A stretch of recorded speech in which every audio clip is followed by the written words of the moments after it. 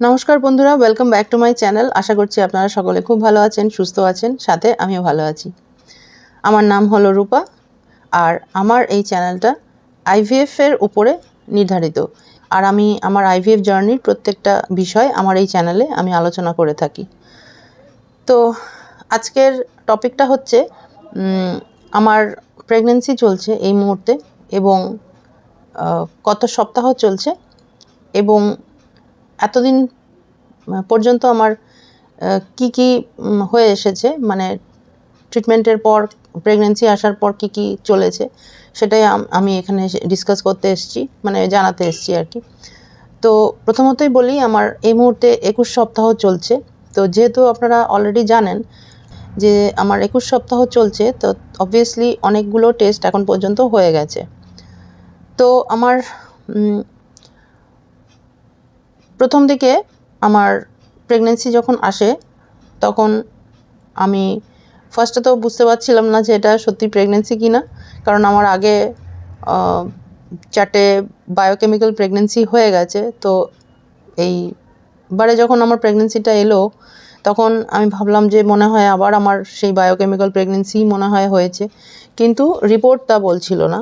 রিপোর্টটা বেশ মোটামুটি খারাপ বলবো না, ভালোই এসেছিলো, আবার খুব দারুণও বলবো না। তো বিটা এইচসিজি যেটা আসতে হয়, প্রেগন্যান্সি যেটা চেক করে আর কি, তো সেই বিটা এইচসিজির রিপোর্টে এসেছিল 466। তো সেই নম্বরটা দেখে আমি প্রথমে তো বুঝতে পারছিলাম না, কনফিউজ ছিলাম যে এই নম্বরটা ভালো না খারাপ, কিছুই বলতে পারছিলাম না। কারণ যেহেতু একটা হয়, বুঝতেই পারছেন, পুরনো যদি কোনো ভয় মনে থেকে থাকে, সেটা আবার জেগে ওঠে, সে নতুন যতই আশা থাকুক না কেন, আশার আলো থাকুক না কেন।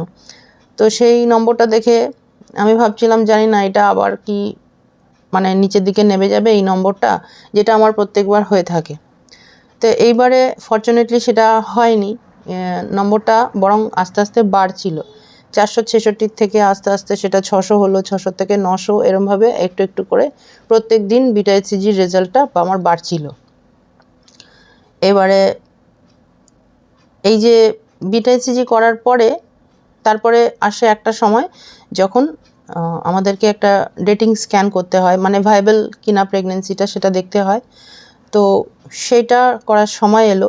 বিশ্বাস করবেন না, আমি ভাবতেই পারছিলাম না যে আমাকে এই দিনটা হয়, মানে আমার জীবনে কোনো দিন আসতে পারে যে আমি সত্যি মানে ডেটিং স্ক্যান যেটাকে বলে, যে ডেটিং স্ক্যান করতে হয় একটা প্রেগনেন্সিটা ভাইবেল কিনা জানার জন্য, সেটা মানে সেই দিনটা আমার জীবনে কোনো দিন আসবে কিনা আমি ভাবতেই পারিনি। তো সত্যি কথা এলো দিনটা। তারপরে আমাকে সেন্টার থেকে একটা ডেট দেওয়া হয় যে সেই দিনে গিয়ে এই স্ক্যানটা করতে হয়। তো সেদিন আমি গিয়েছিলাম, গিয়ে করেছিলাম, এবং সেই স্ক্যানটা ছিল আমার নভেম্বর মাসে। এখনও মনে আছে, আমার নভেম্বর মাস চলছিল। তো তখন আমার এই ডেটিং স্ক্যানটা হলো। তো তখন আমি মানে কনফার্ম হলাম যে হ্যাঁ, প্রেগনেন্সিটা ভায়াবল আছে, এবং মানে আশা আছে যে ঠিকঠাকভাবে কন্টিনিউ হয়তো হবে। তো যেহেতু প্রথম স্ক্যান, কিছুই বলা যায় না, নতুন নতুন থাকতে তো কোনো মানে স্ক্যানেরই কোনো গ্যারেন্টি থাকে না যে আলটিমেটলি রেজাল্ট কী বেরোবে। তো ডেটিং স্ক্যানটা নভেম্বর মাসে আমার হলো। তারপরে আমি দেখতে পাচ্ছিলাম যে আস্তে আস্তে এগোচ্ছে আমার প্রেগনেন্সিটা, উইদাউট এনি কমপ্লিকেশান, কোনো কমপ্লিকেশান ছাড়াই প্রেগনেন্সিটা এগোচ্ছিলো, এবং আমার খুবই ভালো লাগছিল যে আমি ঠিকঠাকভাবে আছি, থাকতে পারছি, এবং জিনিসটা ভালোভাবে এগোচ্ছে। এটা একটা মানে ভালো লাগছিল। কারণ সব সময় একটা ভয় লেগে থাকে মনের মধ্যে, এখনও আমার ভয় আছে, চলছে ভয়, যেহেতু প্রেগনেন্সিটা এখনও রানিং। তো সেটাকে কাটিয়ে উঠে আমার মোটামুটি একটা সময় যখন এলো, যখন আমার এনটি স্ক্যানের টাইম এলো। তো এনটি স্ক্যানটা মোটামুটি 3 মাসের মাথায়, 3 থেকে 3.5 মাসের মাথায় হয় দেখেছি। আমি একদম সঠিক না হলেও মানে মনে হয় এরকমই। তো যদি কিছু ভুল বলে থাকেন, কিছু মনে করবেন না আপনারা। তো 3-3.5 মাসের মাথায় মনে হয় এনটি স্ক্যানটা এক্স্যাক্টলি হয়। তো সেই সময় আমি এনটি স্ক্যান করতে গেলাম, আর সেই সময়ও এনটি স্ক্যানের সময়ও মানে সমস্ত রিপোর্টগুলো ভালো এলো। আর কী যে আনন্দ, এটা আপনাদেরকে বলে বোঝাতে পারবো না। এই আনন্দটার একটা মানে আলাদা দিক, মানে এটা এক্সপ্রেশনে বোঝানো যায় না, এটা এক্সপ্রেস করা যায় না।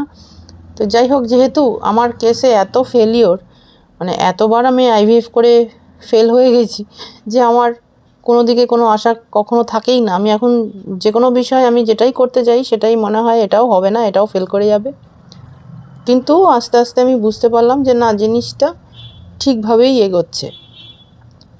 তো যখন এনটি স্ক্যান হলো, তো এনটি স্ক্যানটা হওয়ার পর মানে আমি নিশ্চিন্ত হলাম যে হ্যাঁ, প্রেগন্যান্সিটা ভায়াবল এবং সব কিছু ঠিক আছে আপাতত।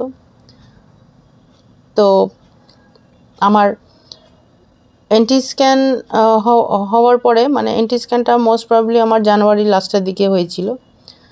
তো জানুয়ারির লাস্টের দিকে হওয়াতে মানে তখন আমার মানে একটা মানে মনের মধ্যে জোর এলো যে হ্যাঁ ঠিক আছে, এইটা যখন ঠিক হয়েছে আশা করি একটা একটা করে পরীক্ষা সামনের দিকে পাস করতে পারবো। যদিও এখন আমি বলতে পারছি না যে মানে, কারণ পুরো জার্নিটা তো এখনও কমপ্লিট হয়নি।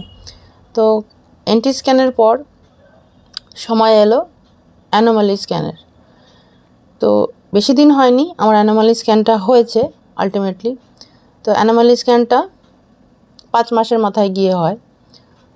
তো অ্যানোমালি স্ক্যান আমার বেশি দিন হয়নি, এই কিছুদিন আগে হলো। সেটা হচ্ছে মার্চ মাসের 2 তারিখে হলো। তো খুবই রিসেন্টলি, আর 2 তারিখে হলো, আর আজকে হলো গিয়ে 9 তারিখ। তো একদম রিসেন্টলি আমার অ্যানোমালি স্ক্যানের রিপোর্ট এসেছে, ভালোই এসেছে, সব কিছু ঠিক আছে। এরপরে আমার আবার একটা স্ক্যান দিয়েছে, সেটা হচ্ছে ফিটাল ইকোকার্ডিওগ্রাফি বলে ওটাকে। তো সেটার আবার ডেট দিয়েছে 15 তারিখ। তো এই মাসেরই মার্চ মাসেরই 15 তারিখে ফিটাল ইকোর ডেট আছে। তো দেখা যাক সেটা কি হয়। আবারও সেই একটা ভয় মনের মধ্যে কাজ করছে যে কি হবে কি না হবে জানি তো না, বলতে তো পারছি না। কারণ এই স্ক্যানগুলো যখনই আসে তখনই মনে হয় একটা বেশ বড় পরীক্ষার মধ্যে দিয়ে যেন যাচ্ছি। সে একটা প্রত্যেকবার একটা নতুন যুদ্ধ মনে হয়। তো এবার 15 তারিখে আবার একটা যুদ্ধ আছে, এই ফিটাল ইকোকার্ডিওগ্রাফি করা হবে। এবার জানি না, মানে সব সময় তো প্রে করছি যেন সব কিছু যেন ঠিক হয়। যেন বুঝতেই পারছেন, এই করতে করতে তো সময় অনেকটা আমার গড়িয়ে গেছে, বয়সটাও আমার অনেকটা বেড়ে গেছে। তো মানে জাস্ট হোপ করছি যেন এবারে এই রিপোর্টটাও ভালো আসে। যেন আপনারাও আমার জন্য একটুখানি প্রে করবেন। এই ছিল আমার আইভিএফ প্রেগন্যান্সির আপডেট। আর আজকের জন্য ভিডিওটা তাহলে এখানেই শেষ করব। আপনাদের যদি কোনো প্রশ্ন থাকে আইভিএফ সম্পর্কিত, তাহলে অবশ্যই আমার এই ভিডিওর কমেন্ট সেকশনে গিয়ে লিখতে পারেন। আমি যথাসাধ্য চেষ্টা করব সেই প্রশ্নের উত্তর দেওয়ার। নতুন যারা এসেছেন আমার চ্যানেলে তাদের জন্য জানিয়ে দিই, আমার নাম রূপা, আমি আইভিএফ করিয়েছি। এই মুহূর্তে আমার আইভিএফে প্রেগন্যান্সি চলছে। এবং আপনারা যদি আইভিএফ রিলেটেড কিছু জানতে চান তাহলে অবশ্যই আমার এই চ্যানেলে জিজ্ঞাসা করতে পারেন কমেন্ট সেকশনের মাধ্যমে। আজকের ভিডিওটা তাহলে এখানেই শেষ করব। সবাই খুব ভালো থাকবেন, সুস্থ থাকবেন। নমস্কার।